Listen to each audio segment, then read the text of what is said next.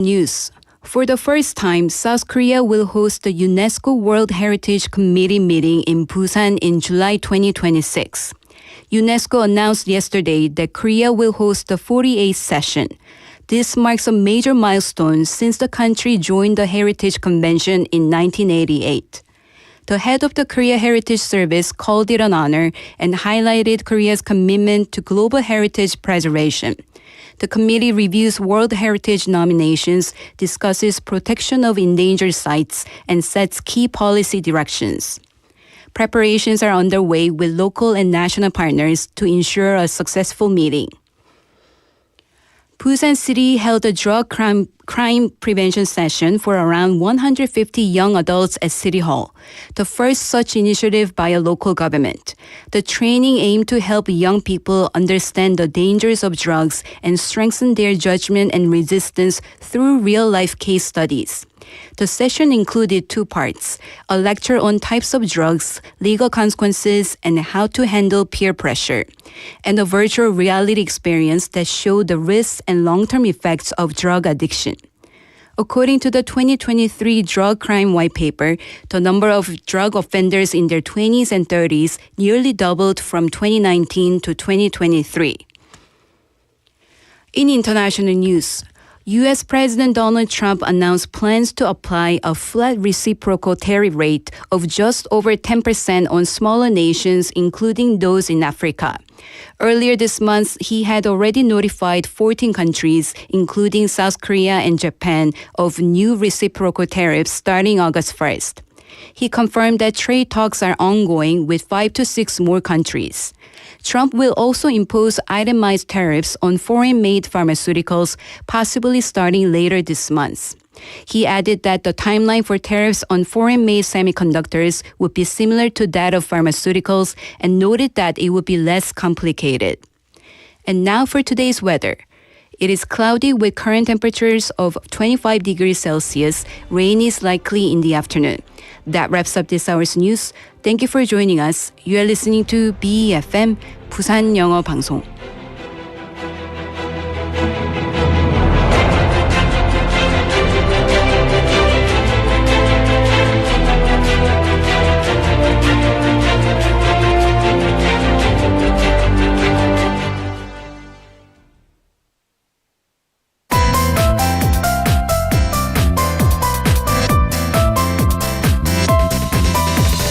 Your best choice. BEFM 부산영어방송. Coming up next is Busan Worldwide with Stephanie Yoon. BEFM 부산영어방송.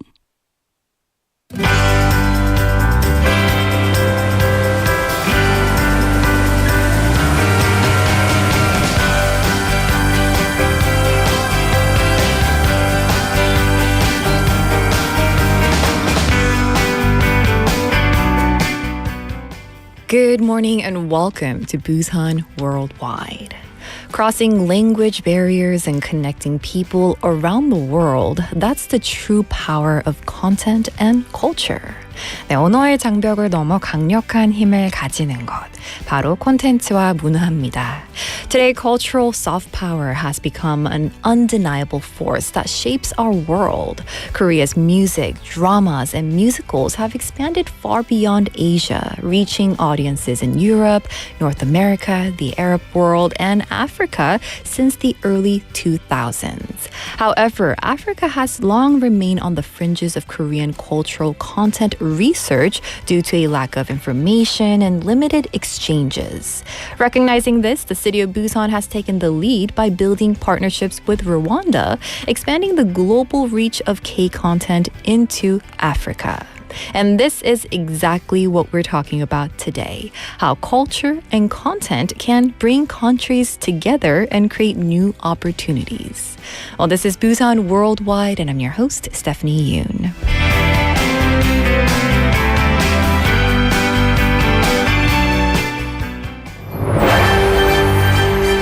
This is Busan Worldwide, your window into Busan, your bridge to the world.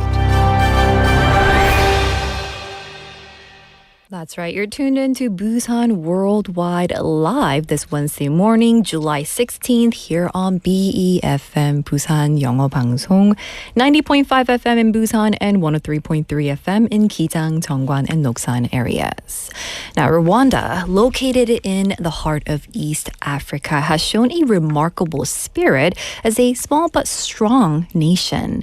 Despite challenging geographic conditions and limited natural resources, Rwanda is overcoming these obstacles with its rich human and cultural resources.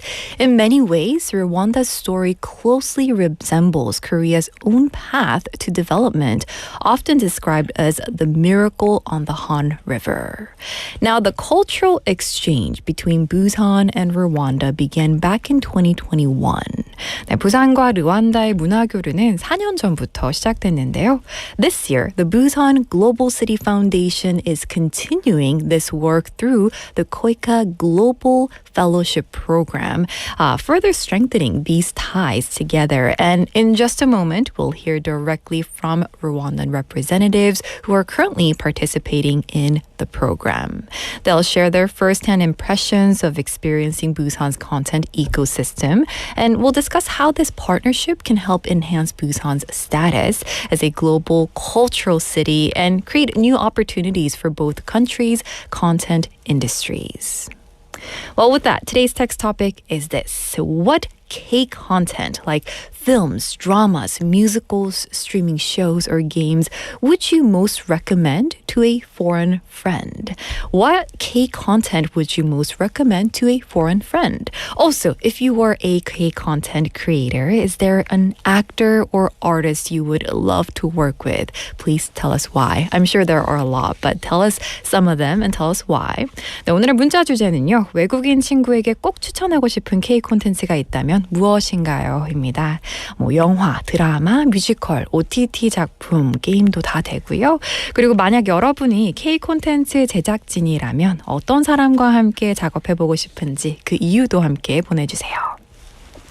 Now, this is a loaded question, right? This is a big question, and I can talk about it for a whole hour. But if I had to choose just a couple of them, and maybe one actress or actor, I would say Kim Tae-ri. I do really like her voice and her acting.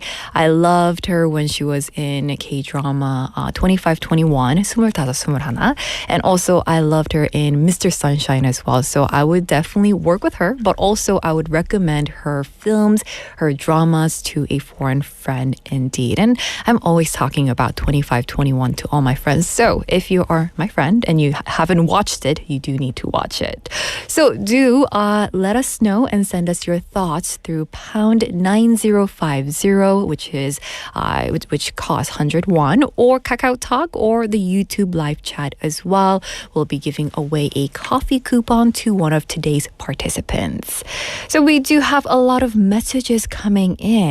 I believe we have a lot of Rwandan residents here in Busan. So a lot of them messaging in, and they're really liking our guests that are going to be joining us in about a minute.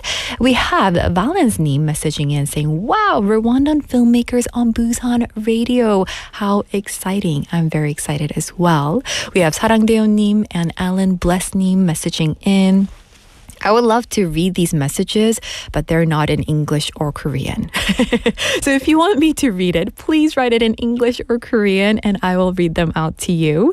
And we have Clean and Clean saying, wow, this is amazing. Great. Also, Amiable messaging in saying, keep it up. And also, so many messages, and I don't see a lot of English. We have Benny saying, good Wednesday morning, and Uwineza Francine messaging in as well.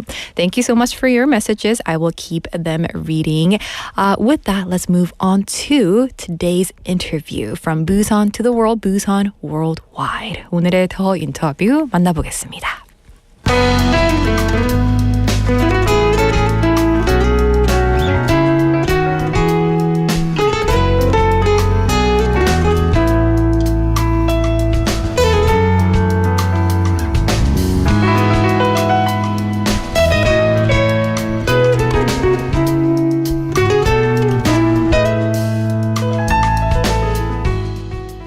now it's time for the interview.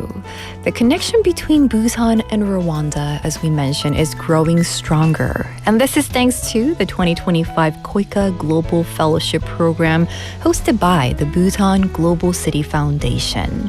From July 6th until this coming Saturday, 15 professionals from Rwanda, including directors, producers, PR experts, and technical managers, are visiting our city.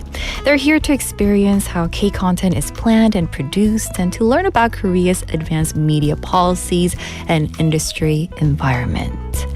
부산과 르완다는 부산 글로벌 도시재단의 2025 코이카 글로벌 연수 프로그램을 통해 문화교류를 이어가고 있습니다. 오늘은 이 프로그램에 참여해 부산의 콘텐츠 산업을 직접 체험 중인 르완다의 영화와 영상 분야의 창작자이자 기획자인 앨리스 카마소니, DUSABEJAMBO, Marie Clementine 두 분 모셨습니다. That's right. Joining us in the studio today are two leading figures in Rwanda's film and media scene, Miss Alice Kamasoni and Miss DUSABEJAMBO, Marie Clementine. Welcome. Hello, hello.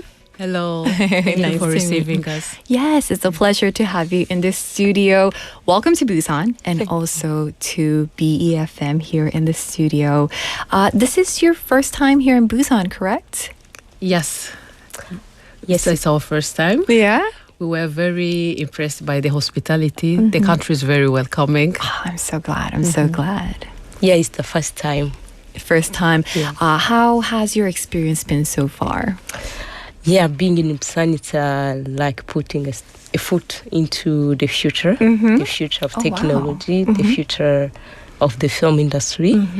And yeah, the visit around the studios, sound and everything for me was very amazing, and at the same time impressing. So I think this KOICA workshop, for me as a filmmaker, it's an eye-opener. That's great to hear. Now, first, could you briefly introduce yourselves to our listeners? Let's start with Ms. Kamasoni. Yes, please. As said, my name is Alice Kamasoni. I work for the Ministry of Youth and Arts in Rwanda.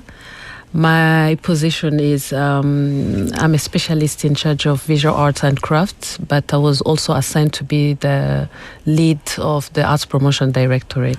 I see. Yeah. Well, thank you so much for being here today. My pleasure. And also our Miss DUSABEJAMBO. Yeah, I'm DUSABEJAMBO Marie Clementine. I'm a filmmaker and an engineer in electronics and telecommunication by training.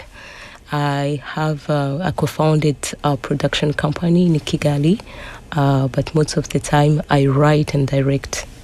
Oh, wow. Busy. There's a lot going on. And, you know, we're going to be talking about your movies and more during the interview, so stay tuned. And it's definitely inspiring to meet guests who represent, you know, government, leadership in the arts, and also creative storytelling on the ground as well. Now, these days, Busan is becoming a vibrant production hub for a wide range of content, from streaming series and films to variety shows and documentaries. So, as content creators, what was your first maybe impression of Busan, and what do you find most appealing about the city in terms of creative potential? Let's start with Ms. Kamasoni. Yes, please. I was very impressed with the effort that was provided by the government of Korea and the ownership of filmmakers to build, to boost the film industry.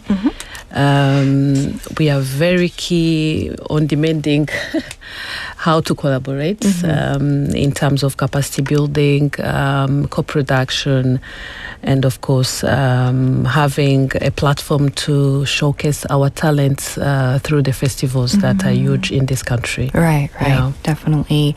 And building that relationship, partnership, as you Definitely. mentioned, could open doors, I think, for both countries. Yes, it was a nice platform to start having those kind of conversation, and people who received us were very welcoming and have that understanding of the way of collaborating. Yeah. That's great to hear. And Ms. DUSABEJAMBO? Yeah, my first impression was, as I said, on the advancements of technology. Right. And also the well-structured institutional films from the Korean Film Council to the Busan Film Commission, and then how the producers, the local filmmakers get involved with the government and also the audience to build this industry, how this is like a collaborative effort that everyone in Busan is contributing to the film industry. And also as Alice said, it's like this trip is like a gate that was opened for us as storytellers, content creator, and also to come in this part of the world to discover what's going on. And and also of course it's Korea opening gate for us. So we are very thankful and we are looking forward to what this thing is going to look like, being here as a beneficiary of this training and also being at the same time with the representative of my country. It's really something that is very promising to see that there is a future, and the future we are in together. Definitely. And that future is exciting for both of us, right? Yeah. Definitely. And I love how you mentioned collaboration among all the film industry and makers here in Busan. They were always talking about it and we see it, but when outside perspective actually confirms that, it's another level of approval and another level of confirmation that we are doing something right. Right. And we mentioned the KOICA Global Fellowship Program. It began on July 6th, so today I believe marks day 11th. You've attended the opening, both of you attended the opening ceremony, listened to lectures, and visited key production facilities, as you mentioned. And today you're here with us at BEFM. So what are your impressions so far of Busan's content industry, the overall training program, just everything you can tell us, because we're not in the program, but you are. So shall we begin with Ms. KAMASONI? Yes, I may say that I will say professors shared necessary knowledge and skills, and that became somehow new from some of us, because we are 13th fellows, and it was an advantage to have that kick out of providing the experience where you are as building the film industry. It was a really nice time to evaluate ourselves on how far are we in order to boost also our industry. And we were very cooperative. We had the hands-on experience where we had also some tasks to achieve, and which describes the image, the real image of our country, and getting the experience of Korea as well, and it gave us an opportunity to see areas of collaboration, I may say. Yeah, definitely. And I think it's wonderful to hear that the program provided, of course, technical knowledge and different training, but also opportunity for reflection and growth as well. Ms. DUSABEJAMBO? Yeah, this program is very rich and very detailed in all aspect of the film industry, from the administration to the plannings and also to the details of writing script and how create character, things like that. So, and learning that this in Busan, this really shows that storytelling is what we share in common. We all want to survive in time, in space, and to exist in screens. And seeing this in Busan, learning this from Busan, as we come from different aspects of the film industry, each and everyone saw which part for me I should tackle to contribute to my own film industry. Oh, wow. And for me, my first curiosity was to know how to have a co-production with a Korean producer. Yeah. And then as we were being explained how the ecosystem here works, and you can feel and you can see that there is a way conversation can start, and that this training was more like a bridge of us to Korea. Right, definitely. Yeah. And you can envision maybe more concrete future together because you see the ecosystem.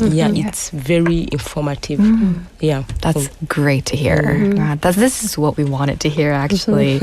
And listeners, if you're just tuning in, we are in the middle of talking about 2025 KOICA Global Fellowship Program hosted by the Busan Global City Foundation. And we are here in the studio with two of the leading figures from this program. Now, Ms. KAMASONI, you are currently serving under Rwanda's Ministry of Arts with a focus on advancing youth arts, as you mentioned, and creative industry. So in what area is the Rwandan government placing the greatest emphasis in its efforts to grow the film and video industry as part of its national development strategy? Yes, we are working hard to avail the policies that will facilitate the industry to operate, because nowadays we don't have a creative economy policy, and we'll have to plan a 5-year strategic plan as well in order to know exactly where to go, and being able to monitor ourselves in the achievement of the cultural and creative industries. Of course, capacity building is as the one that we are doing here, to learn more about others, to have collaborations in terms of boosting the industry, because we have talents, many ones, and we have some opportunities. The country is, and the government is supporting the industry as well. So looking on the experience of Clementine, their works are very huge. She's one among the others that we are together here.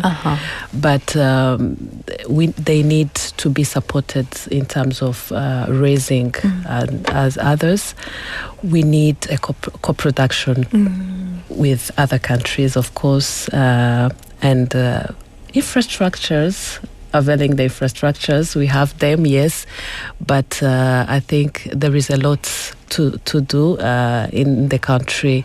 And again, what we are focusing on is we have a project that have been started to be implemented. It was within the collaboration with UNESCO, funded by the European Union, about empowering the Rwanda Art Council, which is an umbrella that combines our artists being together, support them together, and also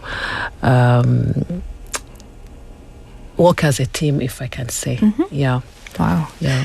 I think it really shows Rwanda's commitment to arts. And you did mention co-production, so I do want to talk about how you're collaborating with different countries, and even here in Busan, but also countries including Belgium, Switzerland, and Norway. So, if given the opportunity to work with our city, in what ways do you envision collaboration? Well, there is many ways of being collaborative, but there is a nice experience that I want Clementine to share, because she already have a collaboration with Norway. It's one of the success that we had in the country. Your collaboration with Norway. It's a co-production. They have a fund for the Norway co-producers. So they can go and participate in other countries' content. So they participate as minority producers. And also that money can also pay Norway crew to come to our shooting, our setting. It's a way of learning by doing. When they bring crew from Europe and then they work with the Rwandese, there is a knowledge sharing. So, and I think that can be something good. We didn't have that from Korea, so it's also another way of collaborating, of exchanging skills. Right, definitely. learn by doing exchange. Sounds like a very dynamic way to really grow that ties and create authentic stories as well, different opportunities. Then question for... I can add something that's very important. Is that the producer who participates, she also have the Norway territory to distribute the film in Norway. Yeah. So then there's more opportunities going forward. Yeah, absolutely. That's great to hear. And personally, I do hope that that's something we can do from Rwanda and Busan in the future. Now, a question for both of you. When comparing that content industry in Rwanda with that of Korea, especially with our city of Busan, what do you feel is the biggest difference? Let's start with Ms. KAMASONI. The big difference is in terms of means. You're very advanced. Korea is very advanced within the infrastructure, available equipment. This is what we learned the most, and the way you structured the industry, as Clementine said previously, with all those organizations coming from the government up to the private ones, and the way of collaborating together. This is something that we have to adopt as well in our country. We'll make a duplication of it. It's a dream to be, as I said, that we have the ministry, yes, and we are trying to empower the Rwanda Art Council, but which other ways or other institutions to bring in order to be together and work as one. And another thing that I appreciated the most was the way the audience is very, very committed and very and they are fans of the film industry. Looking on the statistics, we had the time to visit the council that shows the statistics, how the tickets are sold for screening. Each day you have a screening, and the numbers are still increasing. Right. It was nice indeed. So this is something that we have to raise our voices and bring together all practitioners in order to build the industry. Right. Yeah. And talking about audience, I can never get tickets. It's just always sold out. I'm telling you. Yeah. And that demand, I think, drives growth as well, like you mentioned. And just really grateful, I think, because you're mentioning it. I think I have that gratefulness in my heart. Let's move on to Ms. DUSABEJAMBO. Yeah, I think also the means, that is the biggest difference, and also how these institutions complement each other, and also the economy that is created around the film industry. Everyone benefits. Right, definitely. Everyone benefits. And and I think that way we are heading in Rwanda, as there is all of this initiative that the government is putting in place, so that the industry can really exist. We can have this cash flow. It can contribute to the economy of the country, giving jobs.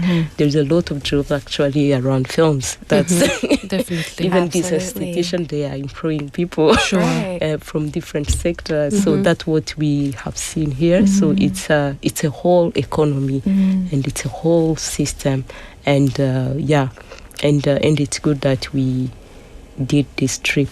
Oh, that's great to hear. Great minds, and really going through the ecosystem here. And I'm glad it's been beneficial for both our participants, but also for Busan as well.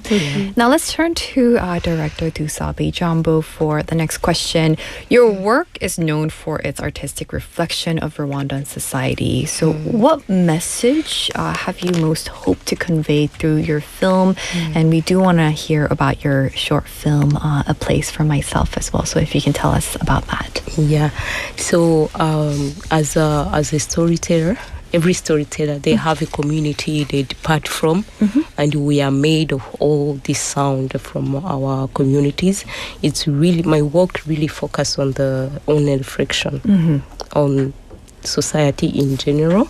So, and I love, my heart is for the everyday life, most of the time for the people who find themselves in situation in conflict they didn't initiate, and how they fight every day to stand in their place in different communities. And it's really about resilience. It's really about following this light that I always want to come out. So a place for myself is one of my film about that, about an albino girl. It's not because it's only in the Rwandese society that there are people who live with albinism. It's in every community, even in Europe, I have found. And and I met this young girl in Rwanda. She didn't know actually that she was albino. My idea was to make a film around on Tanzania. It's not Rwanda. I was thinking to go there to make a documentary film, something like that. But then I had a small conversation with my mom, and she was like, "Why don't you look around in Rwanda?" So then I find this young girl. She was 4 years old. She didn't know that she's different. And then I started the journey with her. Oh, wow. It's not a documentary film. But I really wanted to capture her heart. I wanted to capture her happiness. It was really not showing how her skin make a difference. No, it wasn't that. It is her just living in her environment, in school, her mom trying to make it every day. You know, like all we want the utopia in all society. We want the ideal world. Just that. Let me be. Something like that. We're who we are, right? We are who we are, regardless of how we look. And that short film is called A Place for Myself. So listeners, if you're interested, do check it out. A Place for Myself. Now, I have a billion more questions I want to ask, but we do have about a minute or two of the interview. So I do want to ask, Korean content about, were there any maybe Korean content like films, series, or OTT programs that you already liked or knew before coming to Busan? Let's start with Ms. Kumasa. I may say that actually we have a festival called Korean. No, the festival that we had in Rwanda was Rwanda Film Festival. Rwandan Film Festival. Yes. Okay. Definitely. We had a time of seeing the screening of Korean films during those festivals that happened in before COVID. Before COVID. Yes. Okay. But normally we can't lie that we really watch so much about the films. But nowadays, as we are in Korea, it was very impressive how we were very excited to see only content from Korea.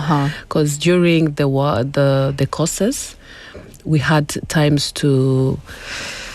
Our professors used to tell us some titles of the movies, showing us some films, and when coming back at the hotel at our free times, always everyone in the room was watching Korean films. Really? You see, which seems to be a nice platform to see that content differs from one country to another, because even us, we have a lot to say about our history, our rich culture, and the uniqueness of our heritage. So it was a nice time to discover also the content of Korean. That's great to hear. And I think that change as well, just visiting a country and then being interested. That's the beginning of cooperation. And Ms. DUSABEJAMBO? So I think Korea was introduced to me by my first mentor, Isaac Lee Chung. He did Minali, and he won the Oscar, I think, of Minali, the Korean film. And he also made a film in Rwanda that was in Cannes Film Festival. But at that time, I didn't know him. So it's friends who introduced me to him. And the first short film I made, it was him who commissioned the short film. And he's the one also who taught me how to write script, how to shoot. He came for 3 month in Rwanda. So through him, I already learned. I thought I was learning the Korean way of telling stories. Right. The techniques, because the stories was going to be about Rwanda, but the techniques of doing things. And in his films, he always focused on family, family complex. So that was, I think that was something that is also dear to my heart. It's really connected me to him, because it's another thing when someone mentors you and then can transfer you that way of transferring the emotions through your work, because film is about emotions. Of course. That's why I can watch a film from Korea and then feel it, understand it. It's because the emotions are a universal language for all of us. Right. Yeah. Right. Well, that's great to hear that there's small connections and big connections as well. And we do hope that connection between Busan and Rwanda will continue to grow stronger in the future. And that's going to do it for today's The Interview with our two lovely ladies here in the studio, Alice KAMASONI and Miss DUSABEJAMBO Marie Clementine. It was a pleasure having you in the studio, and we do hope to see you both again. Bye-bye. Likewise, thank you so much. Bye. Thank you. Bye. All right. With that, let's take a quick song break. This is 성시경 with I Love You.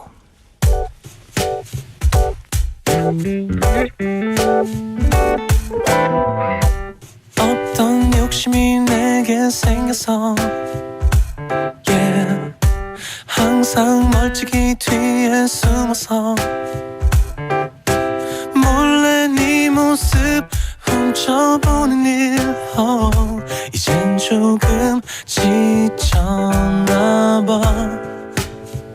나 어떡해. 가끔 두 눈이 마주칠 때면 탕탕탕 내 맘 들키가 겁이 났었지. 이젠 용기 내 다가가볼래. 너무 욕심나 너에게.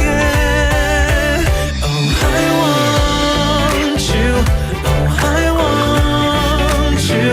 너무 오래 걸렸어 이렇게 내 맘을 전하기까지. Oh I love you, oh I love you. 이제라도 내 맘 받아줄래.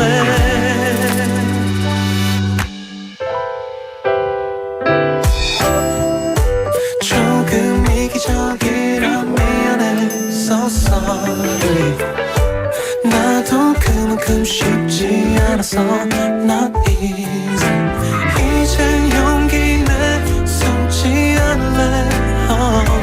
너무 욕심나 너에게. Oh I want you, oh I want you. 너무 오래 걸렸어 이렇게 내 맘을 전하기까지. Oh I love you, oh I love you. 힘들게 꺼낸 맘이야 담을 수 없어. 며칠 지나 연락도 없이 어색하면 어쩌지. 서로 알지 secret number. 장난이냐며 가볍게 생각지 말아줘. It must be 그건 절대 아냐. Oh I love you, oh I love you. 매일 밤 이렇게 넓게만 끝없이 고백할게. And that was I Love You by 성시경. Welcome to Busan Worldwide. I'm your host, Stephanie Yoon. What a sweet song to take a break with. We have Alan Blessnim saying all the way from Kigali to Busan. Heart, heart, heart. Thank you so much for messaging in today. And we have Benini messaging in saying, so this is about text topic. Our text topic for today is what K content would would you most recommend to a foreign friend? It can be films, dramas, or musicals, streaming shows, or games as well. And if you were a K-content creator, is there an actor or artist you would love to work with? 네, 오늘의 문자 주제는요. 외국인 친구에게 꼭 추천하고 싶은 K-콘텐츠가 있다면 무엇인가요?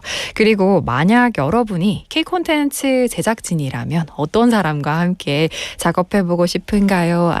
라고 여쭤봤는데요. Now we have Benny님 saying, I want to work with actor 변우석. Yes, me too, actually. And they also shared content is super interesting to work for. I absolutely agree. And Richard Donning messaging in saying Busan is really a good model for study for everyone who wish to develop the film industry or in the film industry as well. I absolutely agree. And it's great to hear that from, now I consider myself a Busanite. So hearing that, it makes me feel good inside as well. We have TV Jerry님 saying 스튜디오에 긍정적인 기운이 가득합니다. 모니터를 뚫고 나옵니다. I absolutely agree. The ladies here in the studio, they're just so positive and optimistic, and they were really loving the program as well as our city. So it was just great to hear. Jinli님 also saying, 와, 멋진 분들 가득하네요. Yes, our studio was filled with just wonderful, just amazing people, but also our whole broadcasting station. We had most of the participants, 15 participants from the program. So it was wonderful to see them as well. We have Jinli님. I just want to mention one thing. Actually, TV Jerry님 saying BFM 무조건 추천 아닌가요? 그럼요. We're talking about what would you recommend to a foreign friend. BFM is a great start. So yes, share it away. Share the YouTube link. And also 고수님 saying hello. Jinli님, you have a new picture. Ooh, what is that? I can't see very well, but I would love to see it. And a lot of people just asking, did you try the pork soup? Yeah, so many different food and places to visit here in Busan. I do hope that they all got to visit. With that, let's move on to Busan Update.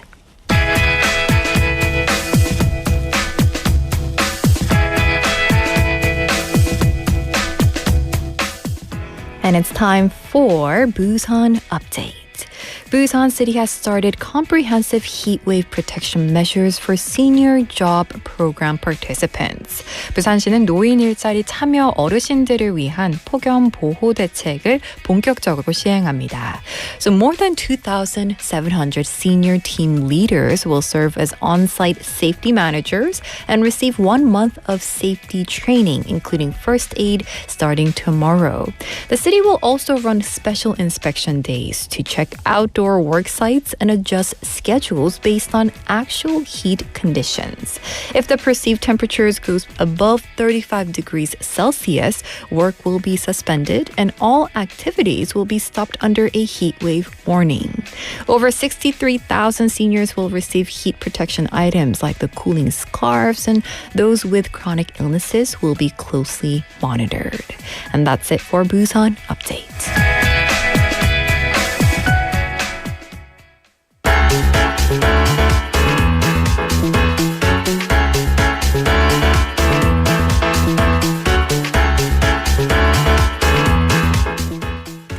And now it's time for Correspondent Reports. And this is a segment where we visit over Zoom actually, but visit different countries to hear all the latest updates. And today we are heading to Colombia for the latest updates. 오늘은 콜롬비아 소식 듣겠습니다. 우지은 통신원, 안녕하십니까? 네, 안녕하세요. 반갑습니다. 네, 반갑습니다. So we have Miss Uji in connected, and she will be giving us all the latest updates coming from Colombia. Let's jump into our first story. First story is about concerns growing in Colombia that the government's peace initiative may be on the verge of collapse. So can you tell us what's happening? 첫 번째 소식 볼게요. 콜롬비아에서 정부의 평화 정책이 실패 위기에 처했다는 우려가 나오고 있는데요. 어떤 상황인지 전해주시죠. 네, 콜롬비아는 오랫동안 마약 카르텔과 반군 조직의 폭력에 시달려온 나라입니다. 현직 대통령인 구스타보 페트로는 과거 M19 게릴라 조직 출신으로 무장 투쟁에 참여했던 경력이 있는데요. 2022년 대통령에 취임하면서 완전한 평화를 내걸고 모든 무장 단체와 협상을 시도했습니다. 그런데 최근 정부 발표에 따르면 지난 3년 동안 불법 무장 단체 조직원이 약 45% 늘어난 것으로 나타났습니다. I see. So Colombia has long struggled with violence from drug cartels and guerrilla groups. President Gustavo Petro, a member of the M19 guerrilla group himself, launched a total peace initiative after taking office back in 2022, aiming to negotiate with all armed factions. Now, but according to recent government data, the number of illegal armed group members has increased by about 45% over the past 3 years. Then which groups are expanding their activities? 구체적으로 어떤 단체들이 활동을 키우고 있나요? 네, 대표적인 조직은 ELN, 즉 스페인어로는 Ejército de Liberación Nacional, 즉 국가해방군이라 불리는 단체로 콜롬비아 최대 반군 조직 중 하나입니다. 또 마약 밀매 카르텔과 불법 금 채굴 조직도 활동을 키웠고 정부가 휴전을 시도하는 동안 새로운 지역에서 세력을 넓히고 청년들을 조직에 끌어들였다는 지적이 나오고 있습니다. I see. So one major group is the ELN, the National Liberation Army, one of Colombia's largest guerrilla forces. Now, drug cartels and illegal gold mining groups have also expanded during the government's ceasefire efforts, taking advantage of the lull to grow their influence and recruit young people into their ranks. So then how is the government responding? 정부는 어떻게 대응하고 있나요? 페트로 대통령은 대화를 통한 평화를 계속 시도하겠다고 밝혔지만 현지 언론과 전문가들은 평화 공약이 현실과 크게 다르다고 비판합니다. 폭력을 줄이려면 단순한 휴전만으로는 부족하고 지방 치안 강화, 청년 일자리, 복지 정책이 함께 필요하다는 지적이 이어오고 있습니다. I see. 정말 안타까운 현실인데요. 오랜 폭력의 악순환을 어떻게 끊어낼 수 있을지 많은 고민이 필요한 시점인 것 같습니다. So President Petro has said he will continue pursuing peace through dialogue, but local media and experts argue his vision doesn't really match reality. They say true peace won't come from ceasefires alone. It requires stronger local security, jobs for youth, and social welfare support. So definitely it's really disheartening, and breaking this long cycle of violence clearly calls for deeper reflection and more comprehensive action as well. Well, with that, let's move on to our next story. U.S. visa rejection rates for Colombians have skyrocketed. So let's hear what's going on. 두 번째 소식입니다. 최근 콜롬비아 국민들의 미국 비자 거부율이 크게 올랐다고요? 네, 올해 상반기에 콜롬비아 국민들의 미국 비자 거부율이 전년 같은 기간보다 2,800%, 즉 약 28배 증가했습니다. 콜롬비아는 라틴 아메리카에서 6번째 비자 거부율이 높은 국가로 집계되었습니다. That's right. So in the first half of this year, U.S. visa rejections for Colombians surged by 2,800%, and that's about 28 times more than the same period last year. Excuse me. Now, Colombia is now ranked the 6th highest in Latin America for visa denial rates. So then what's behind this sudden spike? 여기서 이유가 뭔가요? 네, 전문가들은 불법 체류 우려, 콜롬비아 치안 문제, 미국과의 외교 긴장을 복합적인 이유로 꼽고 있습니다. 특히 유학, 관광 비자 신청자들도 거부당하는 사례가 급증하면서 청년층과 중산층의 불만이 커지고 있습니다. I understand. So experts point to concerns over illegal immigration, security issues in Colombia, and diplomatic tensions with the U.S. Even student and tourist visa applicants are being rejected in greater numbers, sparking frustration, especially among young people and the middle class. Now, on top of that, we hear the Colombian government has signed a deal to produce passports abroad. 이런 상황에서 콜롬비아 정부가 여권을 해외에서 생산하기로 했다는 소식도 있네요. 네, 콜롬비아 정부는 포르투갈과 프랑스와 협약을 맺고 향후 10년간 여권을 공동 생산하기로 했습니다. 공식 설명은 품질과 보안을 강화하기 위한 결정이지만 일부 언론은 오랫동안 여권을 생산하던 국내 기업이 대통령과의 갈등이 있었고 이 때문에 계약을 바꿨다는 해석도 내놓고 있습니다. 정부는 투명성을 위한 결정이라고 밝혔지만 논란은 계속되고 있습니다. 그렇군요. So the Colombian government has partnered with Portugal and France to co-produce passports for the next 10 years. While officials say it's to improve security and quality, some local media suggest the decision stems from tensions between the president and the former domestic supplier. So with both visa rejections and passport issues at play, Colombians must be feeling increasingly uncertain at these times. So then, with that, let's move on to our final topic. Colombia is preparing for tariff negotiations with the U.S. So what is the background on this? 자, 마지막 소식입니다. 콜롬비아가 미국과의 관세 협상을 준비 중이라고요? 네, 최근 미국이 일부 수입품에 대한 관세 인상 검토에 착수하면서 콜롬비아 정부도 대응 협상을 준비하고 있습니다. 특히 농업, 섬유, 자동차 부문이 핵심 쟁점이 될 전망입니다. I see. So the U.S. is reviewing possible tariff hikes on certain imports, prompting Colombia to prepare for response negotiations. And key issues include agriculture, textiles, and automobile exports as well. So if tariffs go up, what kind of impact could we expect? 만약 관세가 오르면 어떤 영향이 예상되나요? 콜롬비아는 미국과 매년 200억 달러 이상 규모의 교역을 하고 있습니다. 관세가 인상되면 커피, 꽃, 의류, 자동차 부품 등 주요 수출품의 경쟁력이 약해지고 중소수출기업에 큰 부담이 될 수 있습니다. Of course. So Colombia trades over $20 billion annually with the U.S. So if tariffs arise, the competitiveness of key exports like coffee, flowers, apparel, and auto parts would drop, which means it would hurt especially small and mid-sized exporters. Then when are the negotiations expected to begin? 그럼 협상은 언제 시작되나요? 네, 콜롬비아 산업통상부는 올해 하반기부터 공식 실무 협상에 착수할 계획입니다.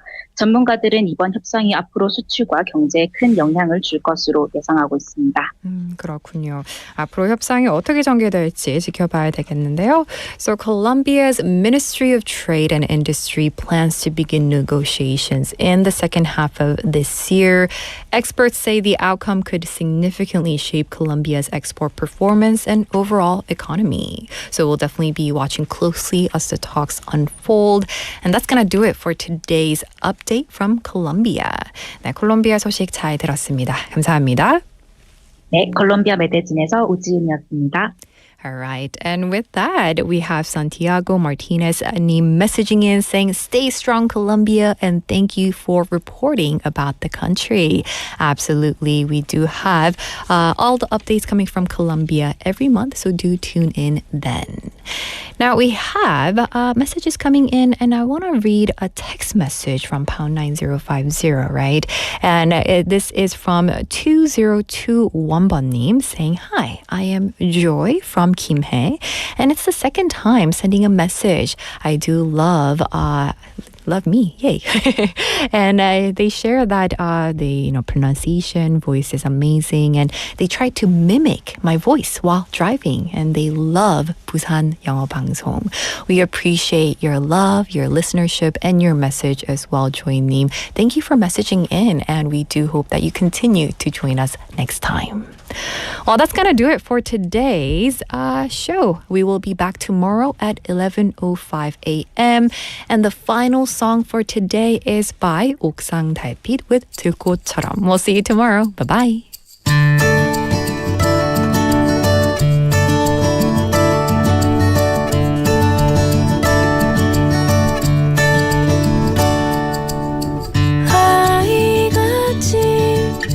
미소 짓는 그대가 보여요.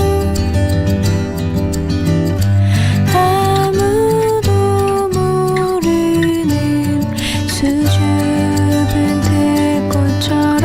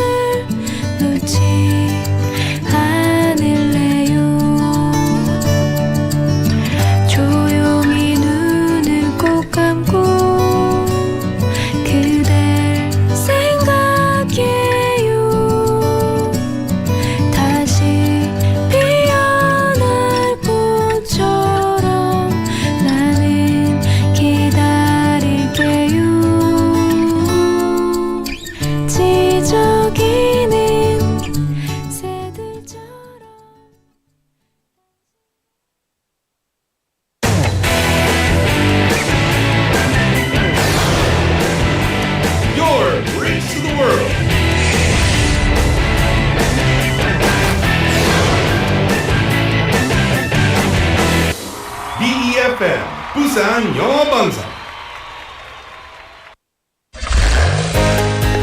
혹시 지금 운전 중이신가요? 어린이 교통사고 피해자 수는 지난 3년 평균 약 9만 명. 특히 어린이 보호구역 안전 기준이 강화된 이후에도 어린이 보호구역 내 사고는 지속적으로 발생하고 있습니다. 스쿨존에서는 반드시 시속 30km 이하 서행, 스쿨존 내 불법 주정차 금지, 차량 출발 전 앞뒤 좌우 살피는 습관으로 어린이가 안전한 도시를 만듭니다. 참, 운전 중 휴대전화 사용은 모두에게 위험합니다. 우리 모두를 위한 교통안전,